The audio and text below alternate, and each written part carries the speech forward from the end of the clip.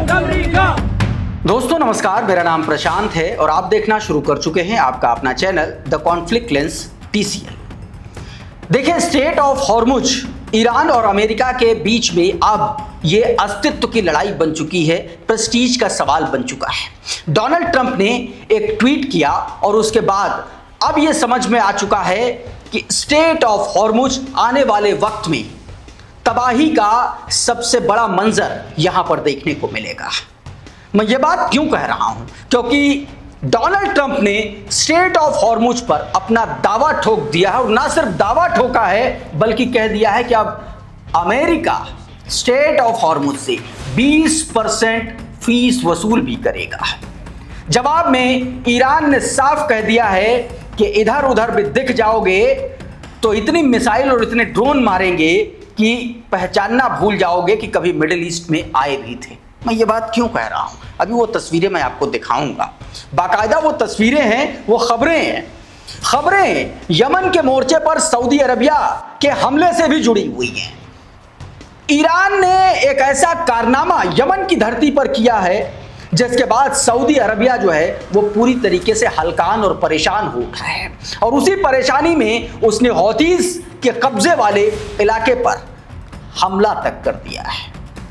और एक खबर आपको बताऊंगा ईरान के भीतर, ईरान के गद्दार से जुड़ी हुई खबर है और बहुत बड़ा खुलासा है, बहुत बड़ा खुलासा है। मतलब आप समझिए कि आयतुल्लाह अली खामनेई और इतनी हाई सिक्योरिटी जोन में अगर कोई मारा गया है तो उसके पीछे ऐसे ही लोग हो सकते थे।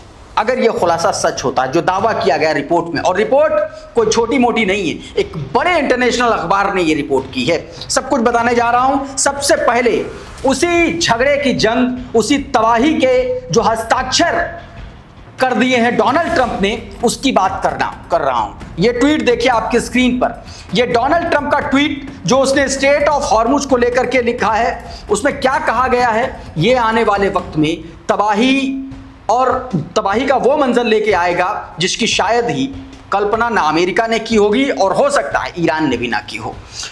देखिए जरा इस ट्वीट को। इसमें डोनाल्ड ट्रंप ने कहा है कि हॉर्मुज स्ट्रेट खुला है और ईरान के साथ या ईरान के बिना खुला रहेगा। हम तथाकथित ईरानी नाकाबंदी को फिर से लागू कर रहे हैं, जिसे ये नाम इसलिए दिया गया है क्योंकि यह केवल ईरान के जहाजों या उसके ग्राहकों को आने जाने से रोक रही है। अन्य सभी देशों को इस जलडमरू मध्य का निष्पक्ष और खुला उपयोग करने की अनुमति होगी। अब से अमेरिका हॉर्मुज स्ट्रेट का संरक्षक यानी कि guardian of the Hormuz strait के रूप में जाना जाएगा। इसके बदले और निष्पक्षता के आधार पर सुरक्षा और संरक्षा प्रदान करने के लिए होने वाले खर्चों की भरपाई के लिए सभी कार्गो शिपमेंट पर 20% शुल्क लिया जाएगा। इसमें उसने कहा है कि इस व्यवस्था की ये तत्काल प्रभाव से लागू की जाएगी। मतलब बहुत सीधा है कि डोनाल्ड ट्रंप ने दुश्मनी का वो बीज बो दिया है जिसका कोई अंत नहीं है। और इसी के बाद ईरान ने तत्काल प्रभाव से इसका जवाब दिया। खत्म अल अनबिया हेडक्वार्टर जो IRGC का है उसकी तरफ से जवाब आया। क्या जवाब आया ये भी देख लीजिए, क्योंकि हो सकता है जब आप ये वीडियो देख रहे हो तो हमले शुरू हो चुके हों और बड़ी तबाही मची हो दोनों तरफ। देखिए जरा, खत्म अल अनबिया सेंट्रल हेडक्वार्टर की तरफ से कहा गया कि हॉर्मुज स्ट्रेट के प्रबंधन में हस्तक्षेप करने को लेकर के संयुक्त राज्य अमेरिका की बार बार की जा रही आक्रामक शत्रुतापूर्ण कार्रवाइयों ने क्षेत्रीय सुरक्षा, अंतर्राष्ट्रीय व्यापार तथा तेल टैंकरों और वाणिज्यिक जहाजों की आवाजाही को गंभीर खतरे में डाल दिया है। दुर्भाग्यवश कुछ क्षेत्रीय देशों के सहयोग ने पूरे क्षेत्र में युद्ध फैलने के खतरे को और बढ़ा दिया है। इसलिए हम घोषणा करते हैं कि पूर्व में दी गई चेतावनियों के हिसाब से हम संयुक्त राज्य अमेरिका को किसी भी रूप में स्ट्रेट ऑफ हॉर्मुज के प्रबंधन में हस्तक्षेप करने की अनुमति नहीं देंगे। ईरान की सशस्त्र सेनाएं अमेरिका की आक्रामक और लुटेरी सेना द्वारा ईरान द्वारा निर्धारित कार्गो के बाहर तथा सशस्त्र बलों की अनुमति के बिना वाणिज्यिक जहाजों, तेल टैंकरों की आवाजाही में बाधा डालने या असुरक्षा पैदा करने के किसी भी प्रयास का निर्णायक जवाब देंगी। हाल के दिनों में IRGC और ईरानी सेना द्वारा की गई कई कड़ी कार्रवाइयां इसका प्रमाण है। क्षेत्रीय देशों के नेताओं को चेतावनी दी जाती है कि अमेरिका के साथ किसी भी प्रकार का सहयोग और अमेरिकी सेना को रसद सहायता प्रदान करना ईरान की संप्रभुता और राष्ट्रीय सुरक्षा के विरुद्ध युद्ध की कार्रवाई माना जाएगा। यदि क्षेत्र में युद्ध फैलता है तो उसकी आग पूरे क्षेत्र में सभी देशों को अपनी चपेट में ले लेगी। क्षेत्र में किसी भी सुरक्षा और युद्ध के विस्तार की पूरी जिम्मेदारी संयुक्त राज्य अमेरिका और उन देशों की होगी जो उस अपराधी देश की सेना का सहयोग करेगा। बात बहुत सीधी सी है, बात बहुत सिंपल सी है कि जंग का आर पार का ऐलान हो चुका है, एकदम हो चुका है, उसमें कोई अब शक नहीं है। उधर हौतीस के मोर्चे पर, यमन के मोर्चे पर भी जंग जैसे हालात बनते हुए नजर आ रहे हैं। आपकी स्क्रीन पर जरा ये वीडियो देखिए, मैं इस वीडियो के पीछे की तस्वीर भी आपको बताऊंगा।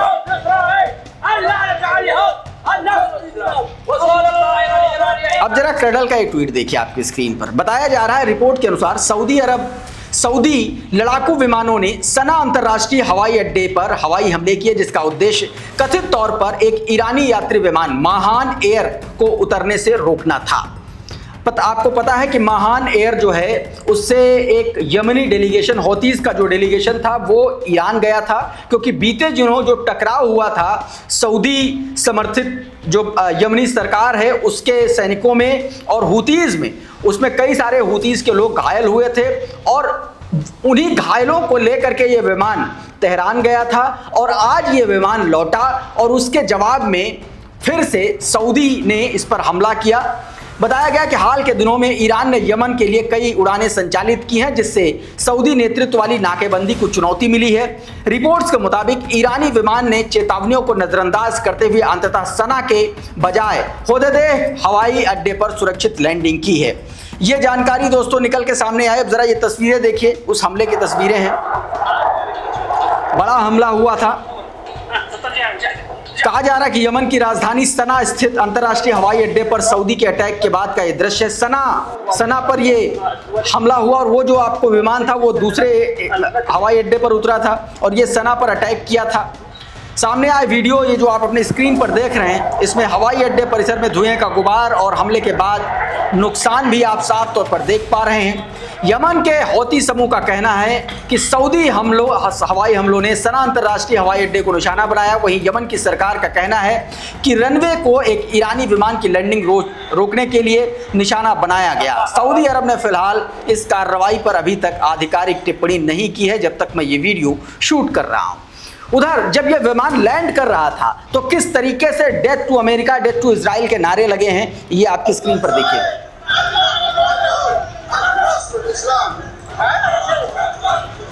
क्रडल ने ये वीडियो अपने ट्विटर हैंडल पर शेयर किया है। प्रेस टीवी का ये वीडियो है जो आप अपने स्क्रीन पर देख रहे हैं, इस ट्वीट को देखिए। बताया गया कि सना अंतर्राष्ट्रीय हवाई अड्डे पर कथित हवाई हमलों के दौरान यमनी प्रतिनिधिमंडल के सदस्यों का एक वीडियो सामने आया, जिसमें वो विमान के अंदर कथित तौर पर नारे लगाते हुए दिखाई दे रहे हैं, जिसमें वो अमेरिका मुर्दाबाद, इजराइल मुर्दाबाद, अल सऊद मुर्दाबाद के नारे सीधे तौर पर लगाते हुए नजर आ रहे हैं, जो इस वीडियो में आपने देखा है दोस्तों। अब एक और ये करंट रिपोर्ट का ट्वीट देखिए और ये जो विमान उतर रहा है उस वक्त का विमान, उस वक्त की ये तस्वीर, करंट रिपोर्ट का ये ट्वीट देखिए। इसमें बताया गया कि Iran has finally broken the 10 year Saudi blockade of Yemen. बताया गया कि 10 साल का जो यमन पर सऊदी ब्लॉकेड था उसको आखिरकार ईरान ने तोड़ दिया, becoming the first country in the world to do so. और ये करने वाली दुनिया का पहला देश ईरान बना है।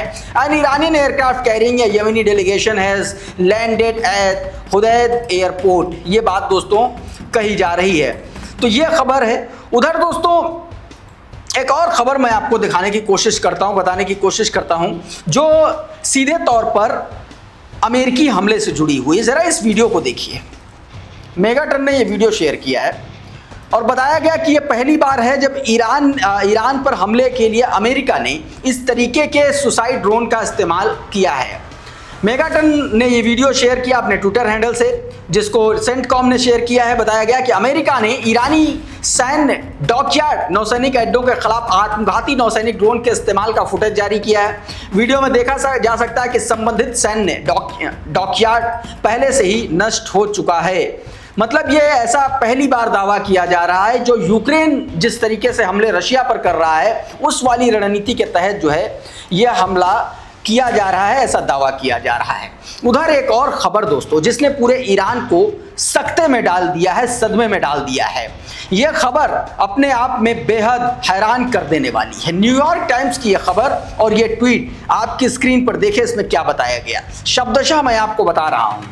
कहा गया, द न्यूयॉर्क टाइम्स की एक कथित विस्फोटक जांच रिपोर्ट में दावा किया गया कि इजराइल की खुफिया एजेंसियों ने कई साल तक ईरान के पूर्व राष्ट्रपति महमूद अहमदीनेजाद को एक उच्च लेवल की हाई एसेट के तौर पर तेहरान में संभावित सत्ता परिवर्तन के बाद एक तरीके से संक्रमणकालीन नेता के तौर पर तैयार किया, मतलब इजरायली एसेट के तौर पर तैयार किया।